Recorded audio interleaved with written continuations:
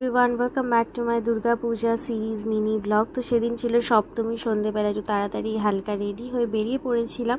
তো দেবুদার সুবর্ণার জন্য প্রথমে আমরা অপেক্ষা করছিলাম, অ্যান্ড দেন ওখান থেকে দাদা, বৌমনি, মামনি, মামা সবাই মিলে আমরা জয়েন করে হাওড়ার কয়েকটা ঠাকুর দেখতে বেরিয়ে পড়েছিলাম।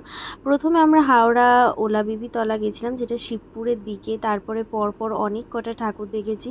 সত্যি বলতে সব কটা ঠাকুরের ক্লাবের নাম আমার মনে নেই। এটা বন্ধনী বলে একটা ক্লাবের ঠাকুর ছিল, আর এই ঠাকুরটা বেশ অন্যরকম সুন্দর করেছিল পঞ্জিকা থিমে। আর মিডিলে এই পোর্শনটা যেটা রিভলভিং হচ্ছিল, সেখানে খুব সুন্দর সুন্দর ছোট ছোট সমস্ত দেবদেবীর মূর্তি ছিল, আর বেশ ঠাকুরটাও অন্যরকম সুন্দর লাগছিল। আর রাস্তার এই আলোগুলো না, সত্যি কথা বলতে দুর্গাপূজা একটা আলাদাই ফিলিংস দেয়।